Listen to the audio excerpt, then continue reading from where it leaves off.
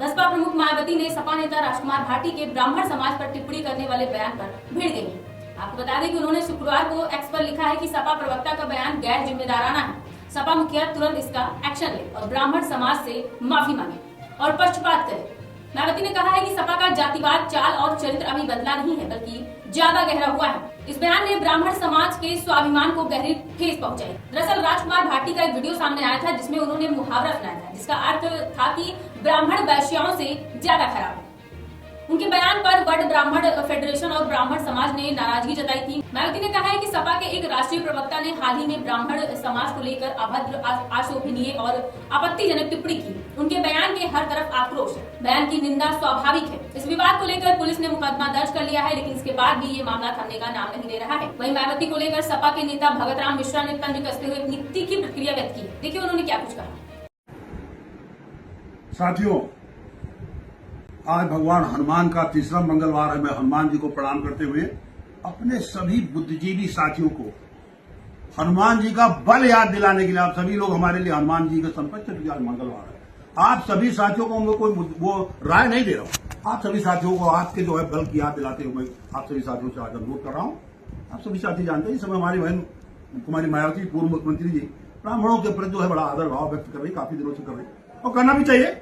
2007 में मुख्यमंत्री जो है ब्राह्मणों के बदौलत ही हुई थी। उनका आदर व्यक्त करना स्वाभाविक ही है, बहुत बढ़िया है, मैं भी उनका आदर करता हूं। लेकिन 2007 में ब्राह्मणों ने बहन जी को मुख्यमंत्री चुन लिया। 7 के साथ 27 जुड़ा हुआ है। 2027 में ब्राह्मणों ने अखिलेश यादव को मुख्यमंत्री चुनने के लिए शपथ पूर्वक तय कर लिया है। लेकिन मैं ब्राह्मण जी के सम्मान को बहन जी के बताता हूं, तो मैं भी बसपा में था। हमारे दो बड़े बड़े नेता, भारी भारी नेता नसीमुद्दीन सिद्दीकी जी और हमारे माननीय सतीश मिश्रा जी हमारा बड़े कदम कदम पर विरोध करने लगे। हमारे क्षेत्र में मेरा विरोध, मैंने बहन जी के साथ जाकर के पूछा कि भाई बहन जी दो बड़े भारी नेता आप हमारे क्यों विरोध कर रहे हैं? तो बहन जी ने कहा कि वो हंस करके कहा कि साहब वो हमने ही दोनों से कहा था कि इसको थोड़ा हल्का करो। मैंने कहा बहन जी कौन सी बात आ गई, आपको बड़ा वजन भारी लगा जो आप हमको हल्का करने में आपको समझ में आ गया। तो ऐसा वो सतीश मिश्रा ने कहा था कि जो प्रत्याशी ब्राह्मण प्रत्याशी थे उनके से भुगतान जमा कराने में, ऑफिस में चंदा जमा कराने में मदद नहीं कर रहे हैं, कम करने में फंसे हुए हैं।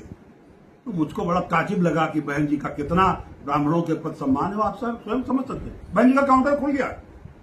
इस समय बहन जी का काउंटर कोऑर्डिनेटर लोग खोल करके बैठ गए और जिसको जाना है वो बहन जी के जाए, वो आप सभी लोग जानते हैं। ऐसी स्थिति में सभी साथियों से मैं हाथ जोड़ करके अनुरोध करता हूं कि माननीय अखिलेश यादव को 2027 में बगैर किसी विवाद के, बगैर किसी बवाल के, बगैर भारतीय जनता पार्टी के जितने अनुसांगिक है उनके सलाह पर हम सभी साथियों से हाथ जोड़ करके अनुरोध करते हैं कि जो फैसला ब्राह्मण समाज ने ले लिया है उस फैसले पर अडिग रहे और 2027 में माननीय अखिलेश यादव जी को मुख्यमंत्री पद पर किसी भी संघर्ष करके आसीन करे। बहुत बहुत धन्यवाद। जय हिंद, जय भारत।